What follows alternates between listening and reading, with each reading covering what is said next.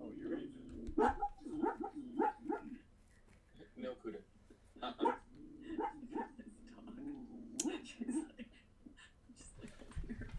All right, I think we're live, and I see myself in the corner, and I see Fort Vine, as beautiful as they are. There's a barking Cuda. We're live, I think, and this is my first ever live stream trying to get, other people involved. So I don't know. We'll need some feedback from the audience once people start trickling in about how this is working visually and audio. Lee, and then we'll go from there. So I guess we'll see when people jump in. I changed the time around, so people are going to be very confused, but we'll give it a second. Hey, Janosha's here. If in Hungary he can hear us, we're probably good. Law dude, what's up, brother? Okay, so how is the image? Is the screen good? I know I'm like a little tiny corner, which is fine, even though I'm going to be showing off records at first, but yeah. I just found it on my phone, so we're like the main screen and you're like a little tiny guy in the corner. That's fine. I don't need to be the star of this show. I will be opening some records and it'll be very small. If someone's watching on their phone, it's going to be very tiny, but that's okay. Guys, it's a big day because Fort Vine has released their 4th LP, Land of the Gemstones. It's out, and they're here. And Nina, when she returns, is going to post the link to the crates, and I'm going to pin it, so you guys, if you haven't pre-ordered it yet, can grab it. All right, here we go. I'm doing it. The audio from Fort Vine is very quiet, apparently. Maybe that's a good thing, because I'm just barking. Here she comes. Oh, I got her in my lap. I'm just gonna hold her. That's fine. Nina, do you want to drop the link so I can pin it? Yes, I just did. I don't. That should be up there soon. I don't see it. Switch the view so you're big, Matt. I don't know how to do that. I don't know how to switch it on Google Hangouts. Let's see. I don't know why also the link didn't come through. Thanks for bearing with us, guys. This is Technical difficulties. a couple technical difficulties, but this is my first time trying. This was a last minute idea, and they just ran with me on it, which is great. But not my usual. Okay, I'm gonna. All right, we're already at 14 orders. That's good. For just like a couple hours. So I just put it in the chat and I just pinned it. So if you guys have not checked it out yet, make sure you do. It's an incredible record, and we'll talk about it in just a bit. Is there a way? Does someone know how I can switch it temporarily to so I can I wonder if... Maybe you just click on that. No. Oops, I think I just minimized myself completely. Minimize your video?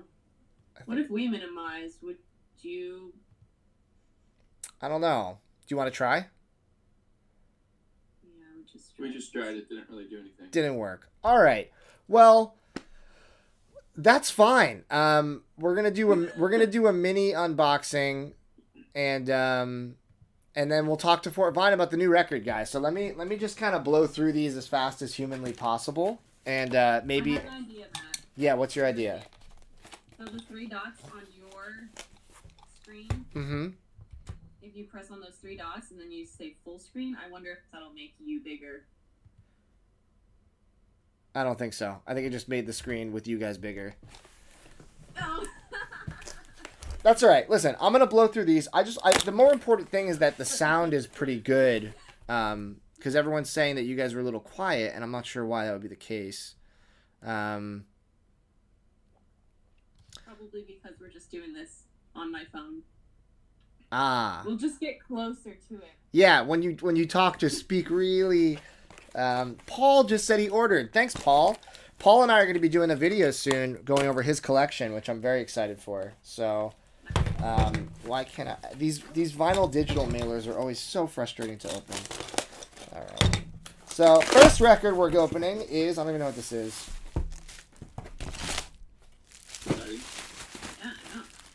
You just order too many records. You don't even know what you get in them. This is Clams Casino instrumentals. Clams Casino is a really, really good producer. Kind of makes hip hop inspired beats. And this is a really good tape that's getting his first ever vinyl pressing. Instrumental Relics. I had to grab it. His more recent stuff isn't as good as his early stuff, but this is earlier stuff, so this is great. So it's like kind of like a B-side compilation. Someone said to click change view. I don't see change view anywhere, so I would if I could. Show everyone.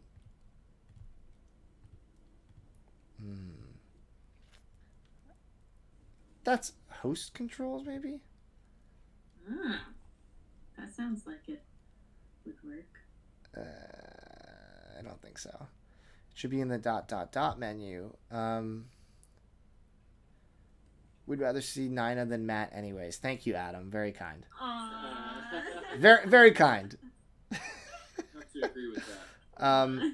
So I do like being in Matt's face. Oh, I like thank Matt's you. face. Thank you. I already tried this, the change layout. It didn't work. This is gonna be the weirdest live stream if anyone rewatches this who's not here right now. They're gonna be like, what is happening? Yeah, I don't see it in that menu. I think we're stuck like this, guys. We're not gonna take up too much of your time. I'm gonna blow through these records. We're gonna talk about the album, and then you'll be on your merry way. And it'll be a great day to listen to Fort Vine all day. So, although every day is a great day to listen to Fort Vine all day. Hey, Alex is here. What's up, Alex? This is Bohren for beginners. This is Bohren und der Club of Gore, which is a really, really... It's not as intense as it sounds. It's kind of like... jazzy, dark jazz, instrumental stuff, really, really cool music. I think they're from Germany, as based off the name. That would make a lot of sense. And this is like a combination of a bunch of their tracks from different records, which I think is all I need from them. It's a really well-sequenced comp, and I was really excited to get this because a lot of their records have never been on vinyl, and some of them are really expensive. So to get this comp kind of scratches that itch of just having some of their stuff. If you like kind of atmospheric, dark jazz, little ambient at times, definitely worth listening to. Nice. Someone asked where is our van today, and I just wanted to answer that. We are in Arizona right now. We are just south of Lake Pleasant. We're parked next to some friends of ours that have a school bus that they're converting at the moment, which is really fun. But yeah, we have a show tonight in Cave Creek, Arizona, and then tomorrow at Crescent Ballroom in Phoenix. Big album release show. Tomorrow's the big album release show. So why is today not the album release show? You know, we wanted to release the record on a Friday, but Crescent Ballroom only had the Saturday available for us to book our show there, and we were like, well, we want to have our album release at Crescent Ballroom. So I think one should be like, tonight should be like the intimate album release show, and tomorrow should be like the big celebration. That is kind of how it's going to turn out for sure. Yeah. So I want to talk to you guys about the album, and I will very soon. I'm just going to continue blowing through these. I got this before it sold out, because as you all know, I'm a bit of a Taylor Swift fan, and this is her Live from Paris release on double heart-shaped picture discs. This sold out insanely fast. The only blemish on this is that the first track on the picture disc is the worst Taylor Swift song ever made, which is Me. It's arguably one of the worst songs I've ever heard in my life. But this album is excellent, and the other tracks are all stellar. So excited that I got this, and this is going to be... It also has Death by a Thousand Cuts, which is my favorite song on the album. But this is going to be worth a fortune one day, too. Like, this sold out so fast. Swifties were, like, screaming and crying that they missed it, and I got one. I'm excited about it. Yeah. That'd be cool to get a Fort Vine live record. Maybe one day, right, guys? You never know what could happen down the road. I don't know. It would be cool. Cool. This is... there's a big crease on here that I was not told about. This is Alex is gonna appreciate this. This is Doc Rocket's second record, not nearly as hard to find as their first record. Doc Rocket's Azugi. Doc Rocket is a band that we discovered because we bought a collection, and there was like they're from the PNW, and it's a 70s hard rock band that only had one record. It was only pressed once, and it's incredible. The music's like so good, and the copies go for like $300 to $500 because there were so few of them made, and it's like kind of this like unknown hard rock band from, I think they're from Spokane, and they're amazing. And I just got a collection from some really nice lady, and she had a copy in her collection. I'd never heard of it. The sleeve was completely foil. It was like all like silver, and it was really cool. And we listened to it, and we all loved it. And I was debating selling it, but I decided this is a cool story, and the music's really good. I want to keep it. This is their second record, which you can find for like $30-$40. It's not too bad. But I wanted to hear how it compared at all to the legendary first Doc Rocket record. What a good name, too. Doc Rocket. Yeah, that's a good name. Yeah. So I haven't heard it yet, Alex. We're going to have to listen to it together, and you'll let me know what you think. All right, we got a few more to get through, and then it's Fort Vine time. Oh, this is a good one. This is for my fans of kind of down-tempo electronic music. This is Woob 1194. This is a classic kind of like trip-hoppy down-tempo record that had never been on vinyl before until recently. It's stellar, and a lot of Woob's records go for, or they are like an hour and a half plus. They're like very long. So I don't know how he got this on vinyl. I'm wondering if he had to cut some tracks, but Woob is great. If you guys don't know Woob and you like down-tempo electronic stuff, definitely check it out. Definitely.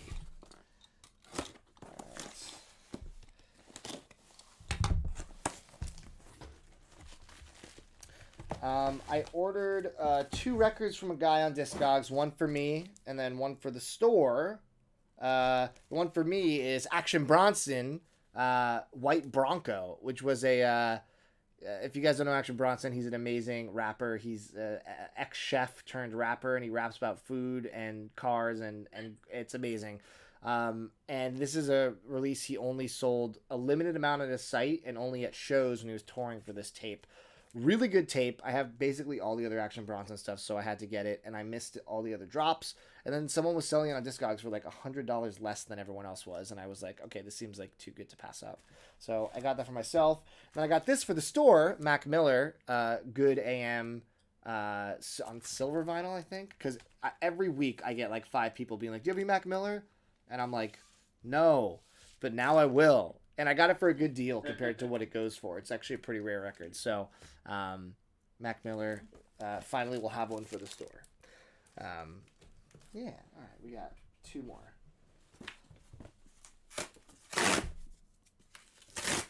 Two more, guys. Aren't we excited to be done with this portion so we can talk to the band about what's way more interesting than this? No, I like this. This is like show and tell. So what's the span of time that you ordered these records in? It's a good question. A lot of these, I think I ordered these in the past month and a half, probably. But sometimes with the way that pre-orders go, I could have ordered these like 8 months ago, right? True.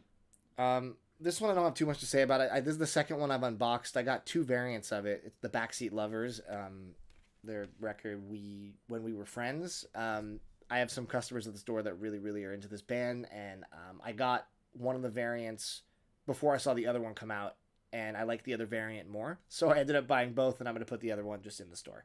But really good indie rock, indie pop. I guess more like indie pop, indie folk, but really good.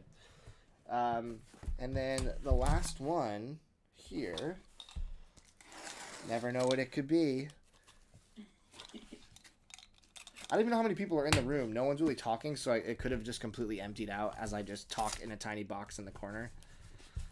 I have too many windows up to see how many people are in here, but...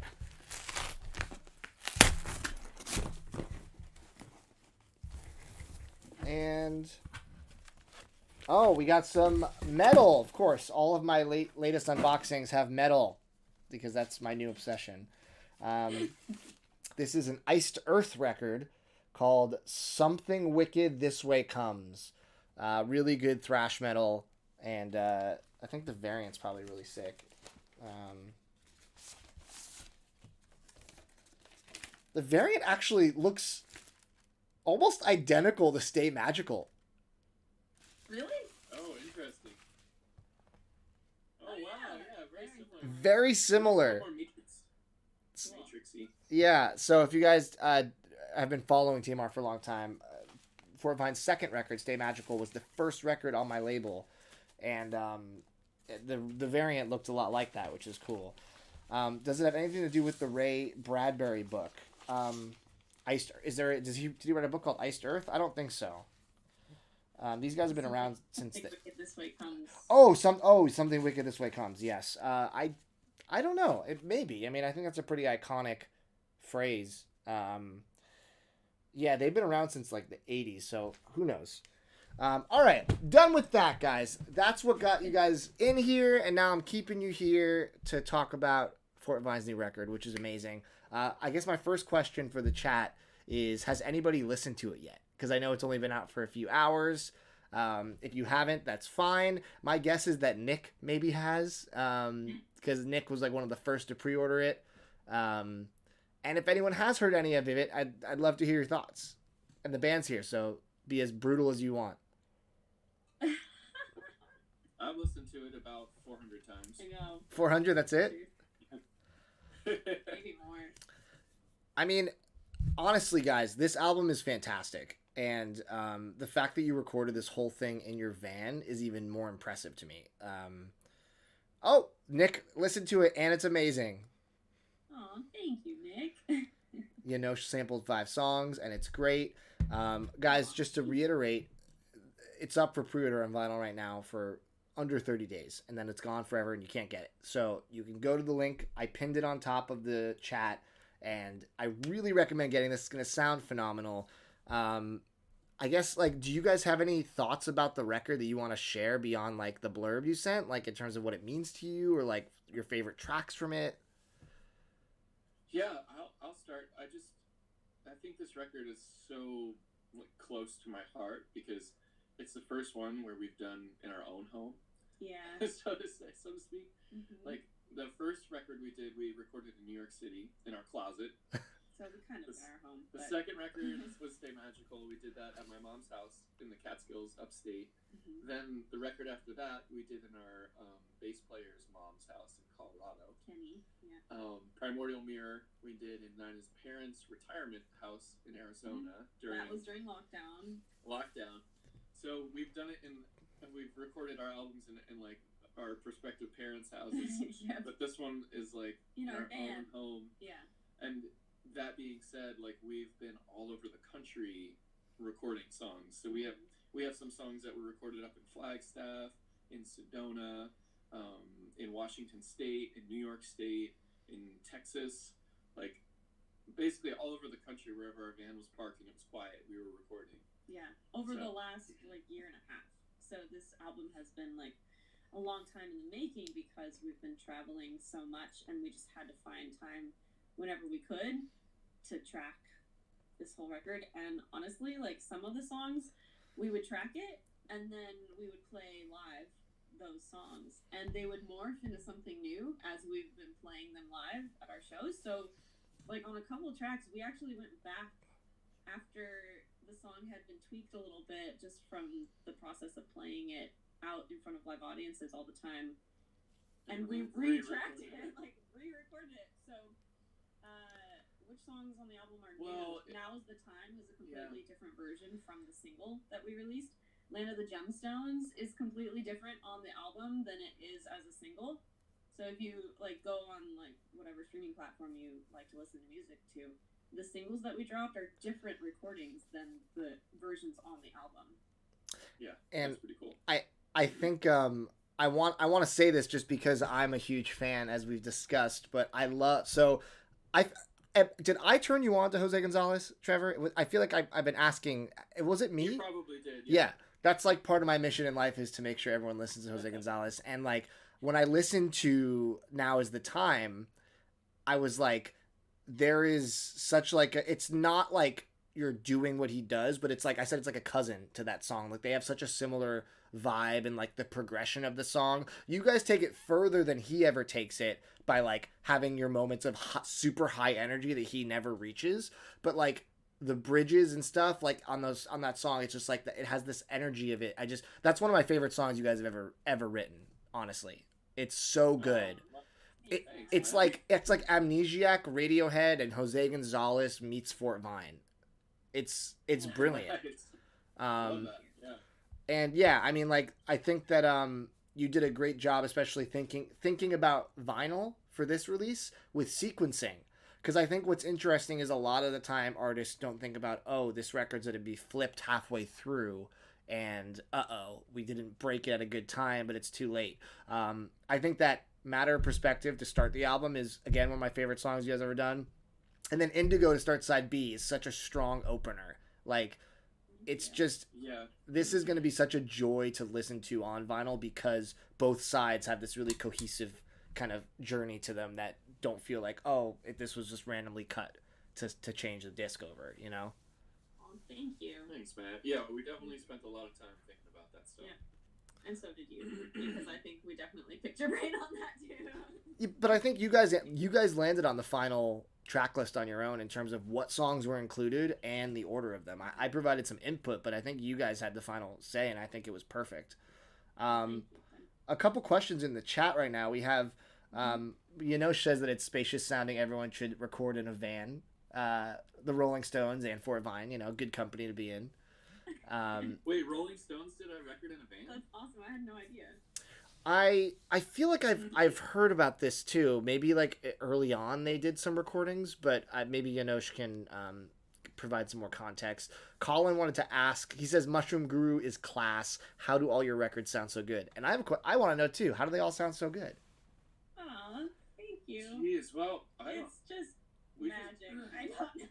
We just take a lot of time to make sure we're in a quiet place and we get good mic placement. That's basically it. That's true. I mean, we did have to drive to some pretty remote locations when we recorded this album just because ambient noise was an issue recording in the van.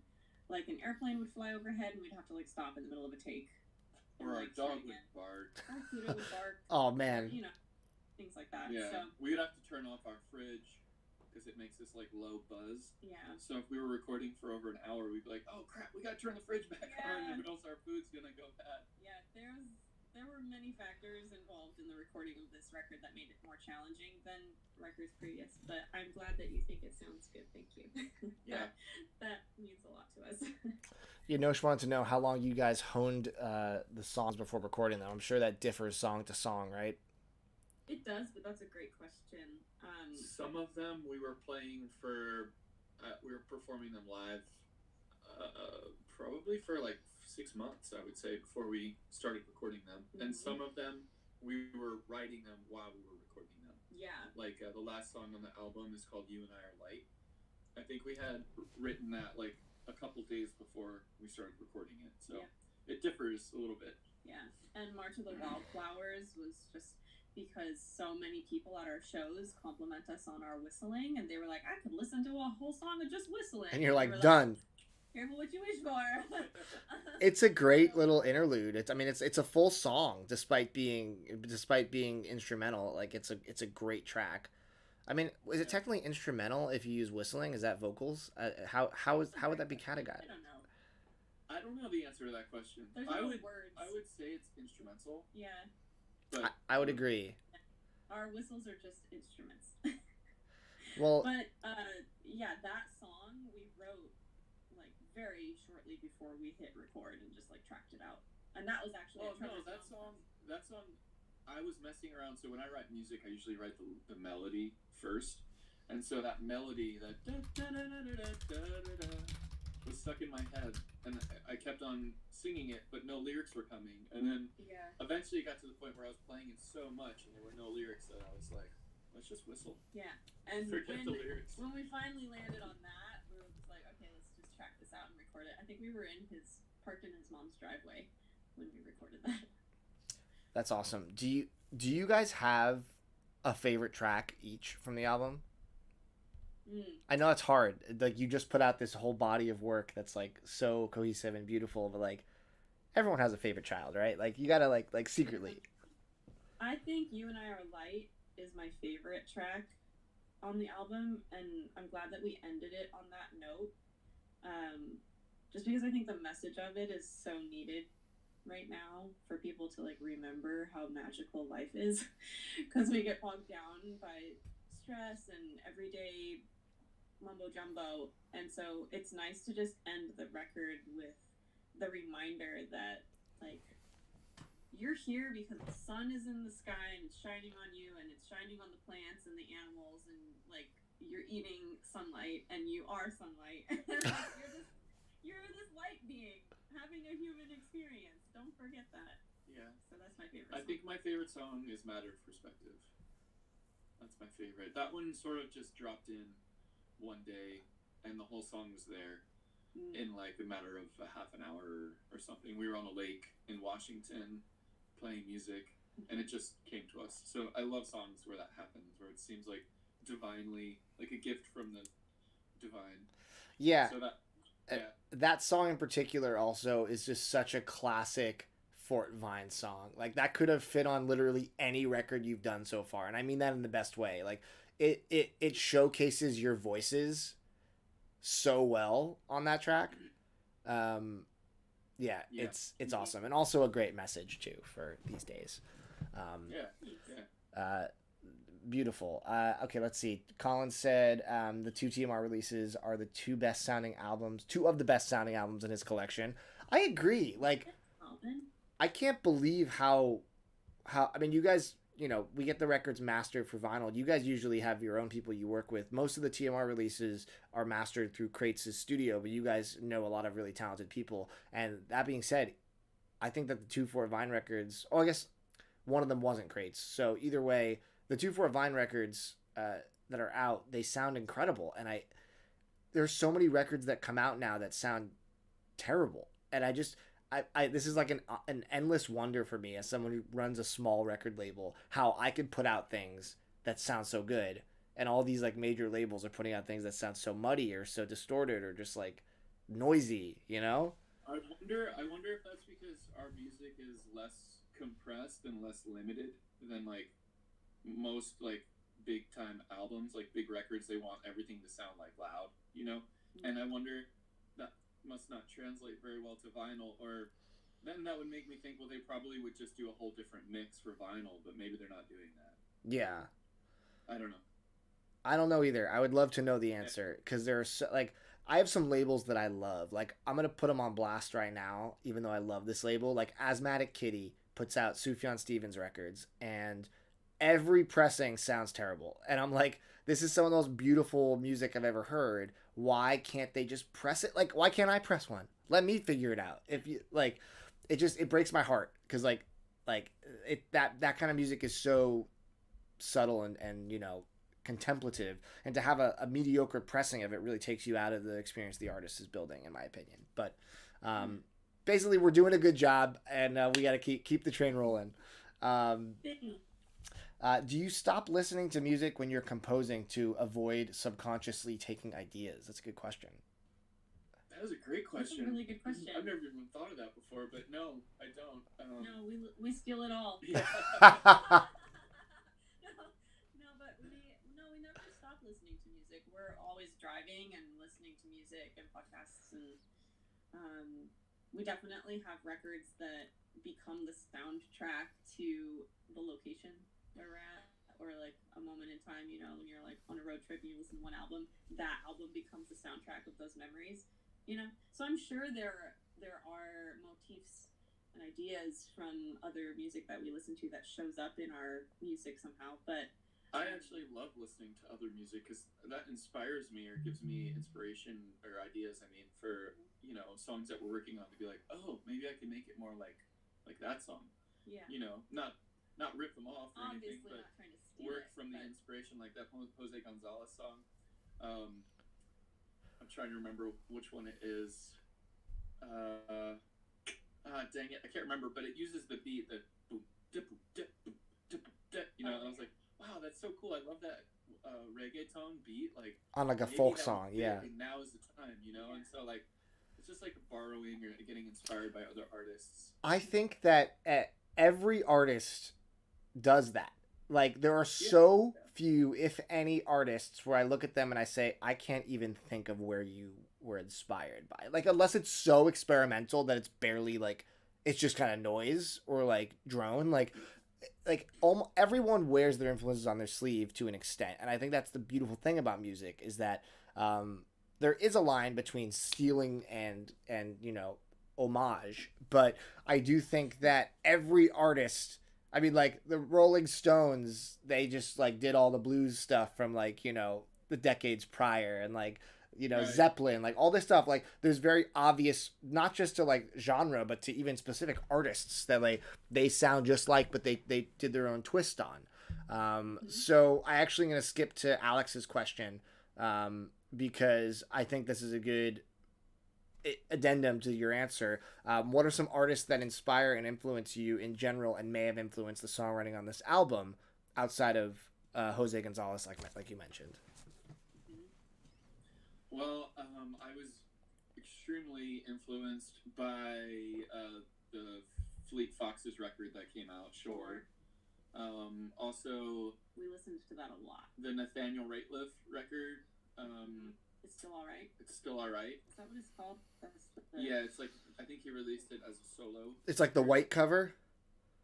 No, it's like him in the forest. Oh, I'm mixing it up with green. It's a beautiful record.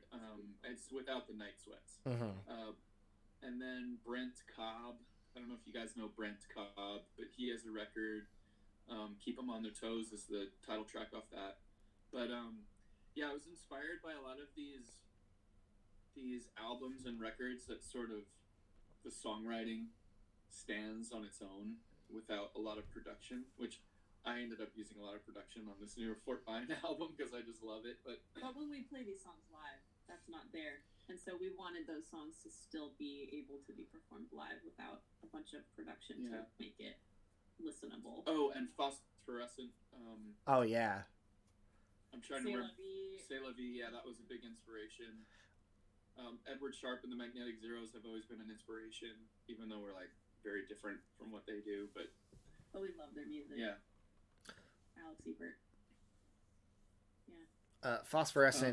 Phosphorescent's a band that I've never really given a lot of listen to. Like I haven't really sat and listened to like a full project, but Song for Zula is one of the prettiest songs I've ever heard in my life, and I'm surprised that I haven't given them more. I think I might have tried to listen to that full record and like liked it but didn't love it. Like that song was the standout for me.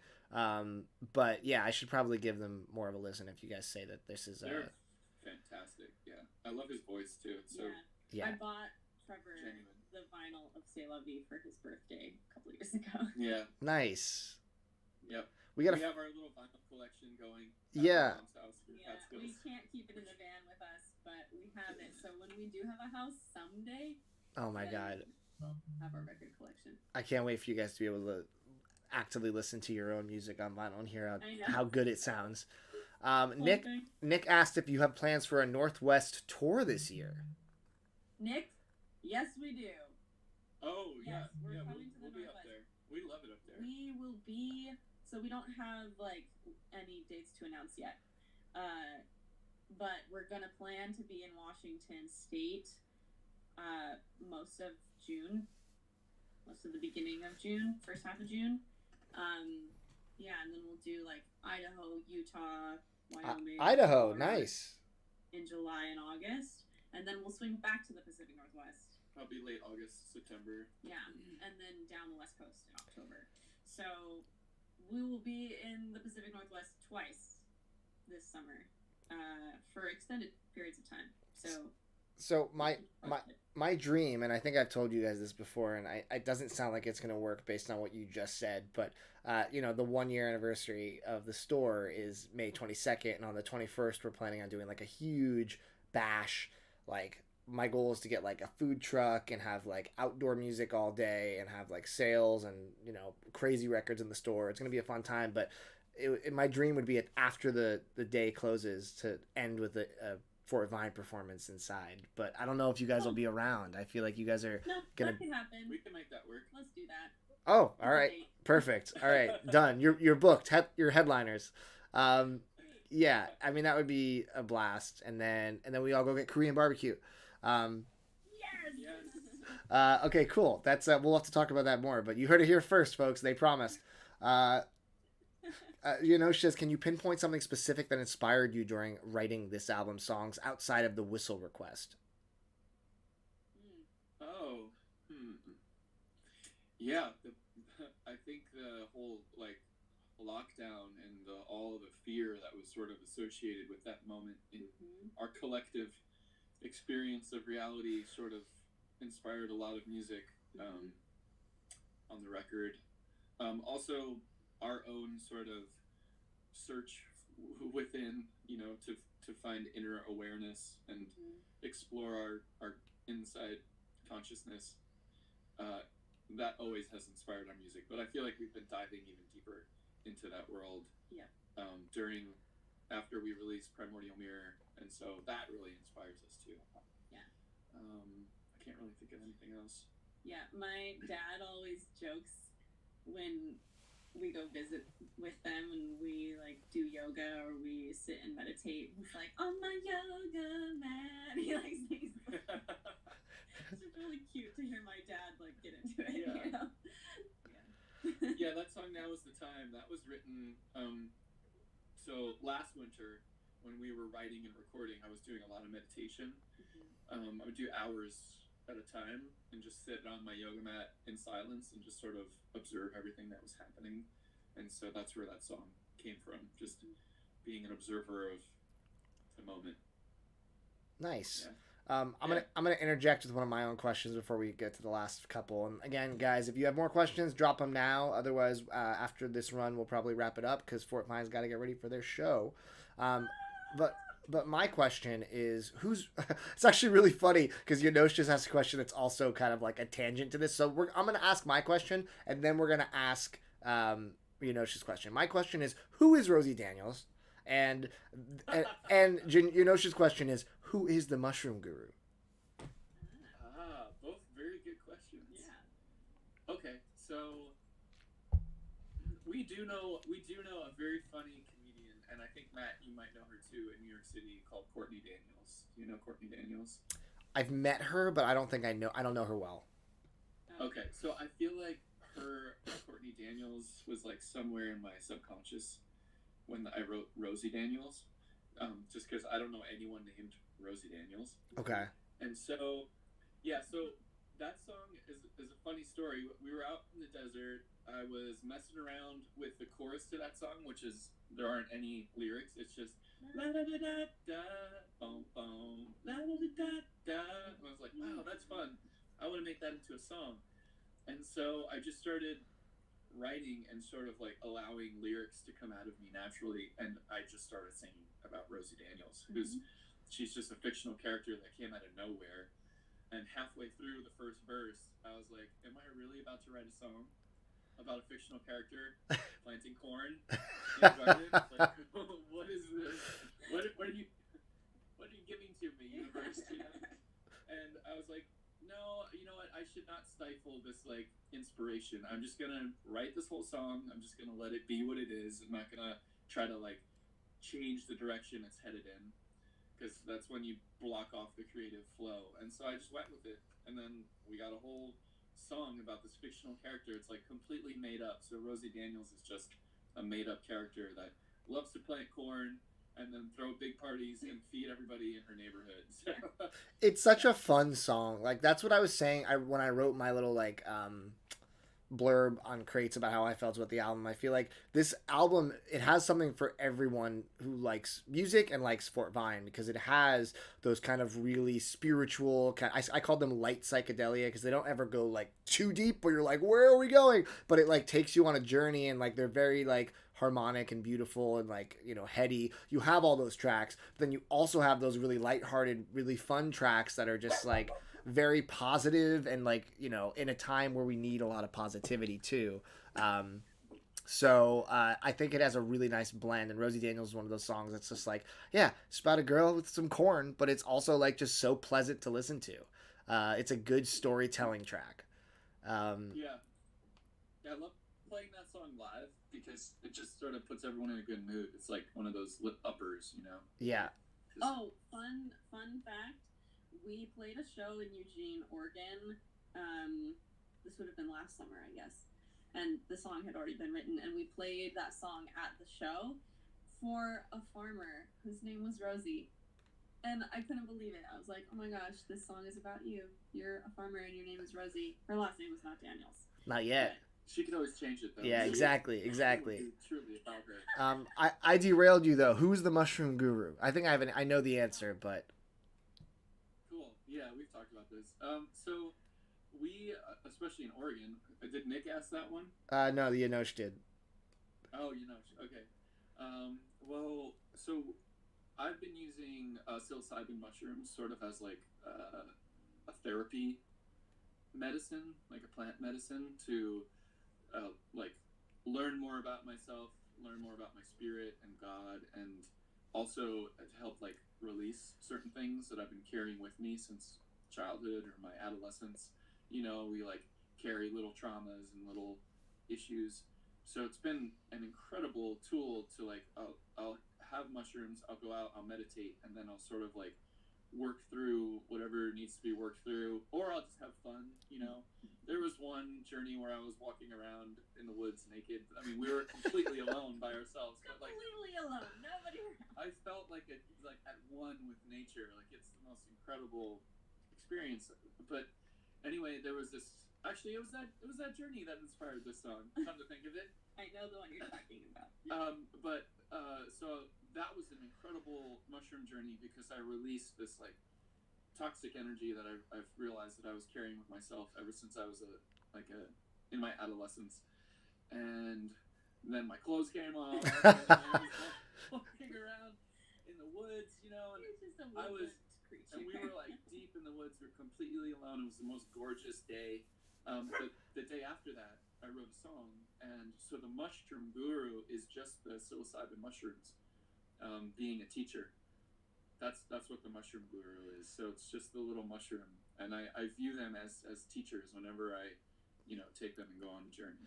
I think that's beautiful. I think I love that the world is slowly... I was watching...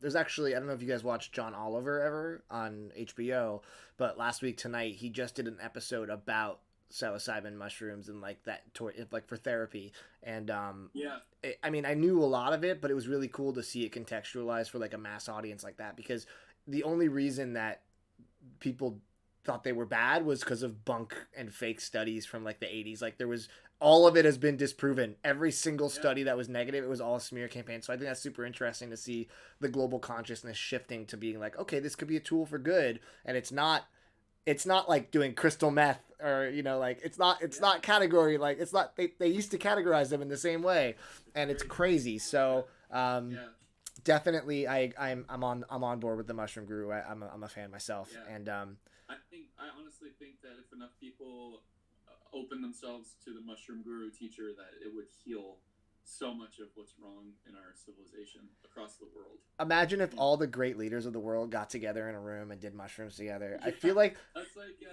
Graham Hancock. I don't know if you've heard of Graham Hancock, but he was saying that like a heroic dose of mushrooms, which is 5 grams, he said any politician, any leader of any country should be required to take a heroic dose, because it like breaks your walls down, and it like opens your heart, and you view things from we're all one perspective. Mm-hmm.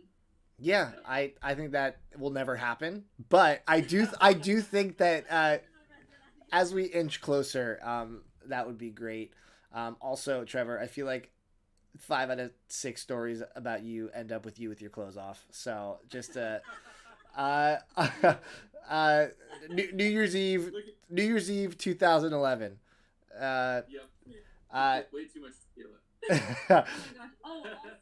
Also fun story. I don't know if we've told this like publicly, but Land of the Gemstones, the title track, is about our engagement.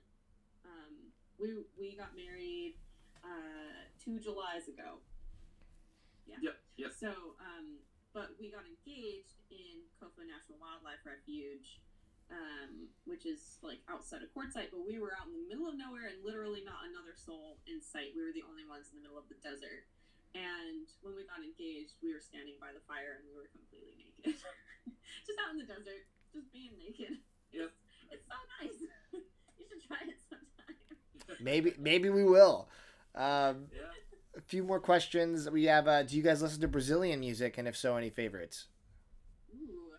You know what? Yeah, we do listen to, what's her name? Yeah, I'm trying to think. You would know her, Matt. You listen to, she's a Brazilian artist, I think. Natalie Lafourcade. I think she's Mexican. Is she? Yeah, I think so.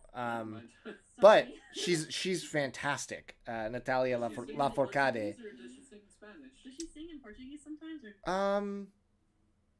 I want to say Maybe it just sounds like I want to say it's mostly Spanish, but I could be totally schooled on this. I know there are some fans in the chat, so maybe I'm wrong. But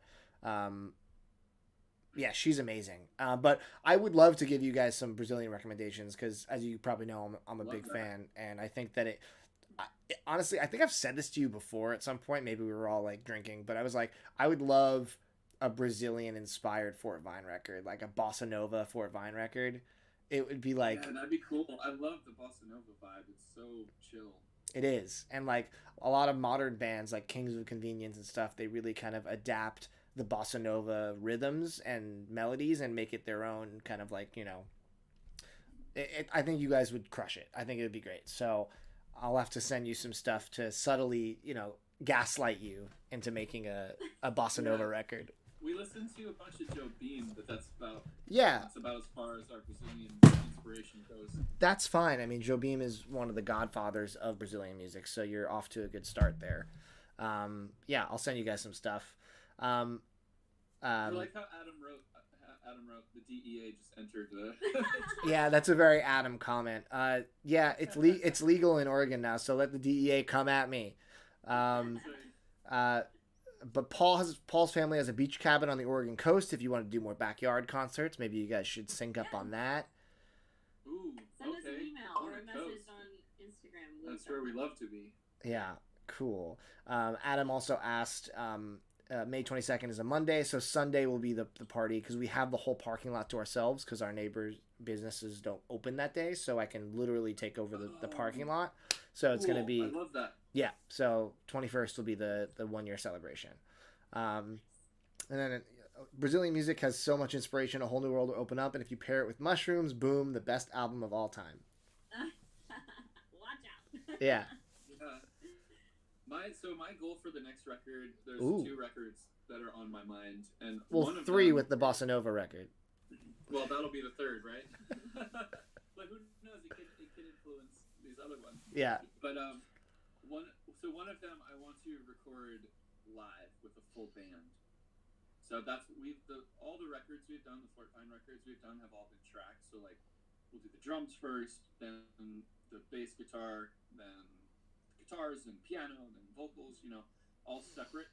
But I really want to get into a studio and do all the instruments together live. So that's like my goal for the next record. And then also I want to do another record where it goes through the chakras of the body.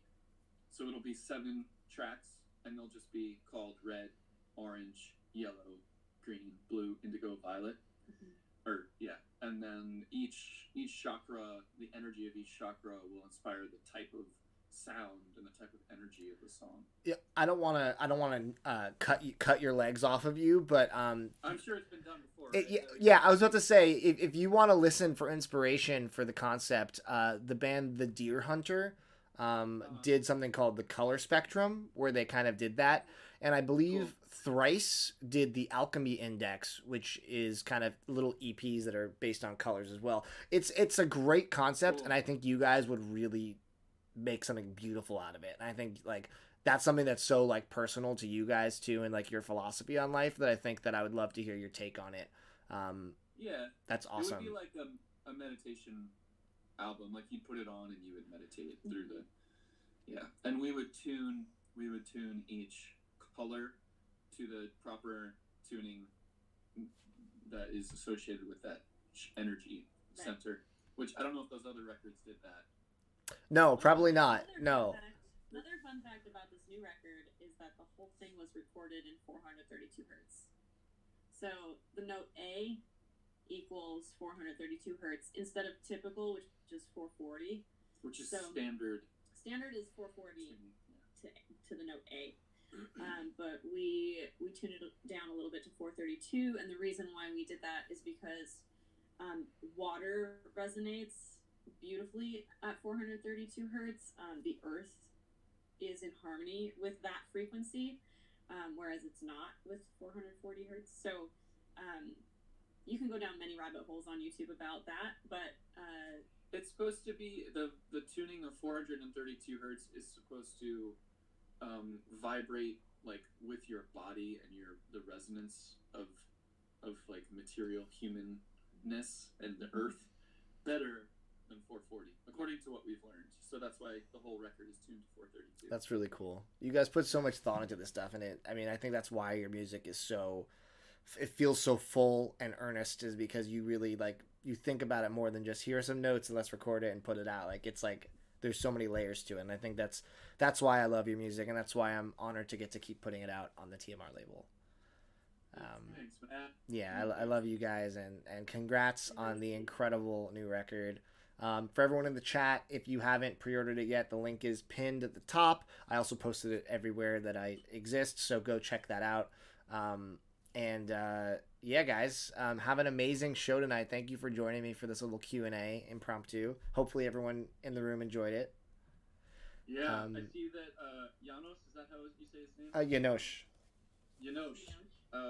I gotta check that out. Adam Neely. Is that about 432 hertz? I'm guessing. Yeah, I think so. Yeah. Commented about. That's cool. I'll check that out. Yeah. All right. Well, I gotta get ready to get to the dang store. We got so much to process we're doing a big jazz drop this weekend, so we're gonna have to finish up the pricing on that and call it. But thank you guys again for joining. And long life to Land of the Gemstones. Hey, let's sell it out. All right. All right. Love you, Matt. Love you guys. I love Bye. everybody in the chat. Bye, everybody.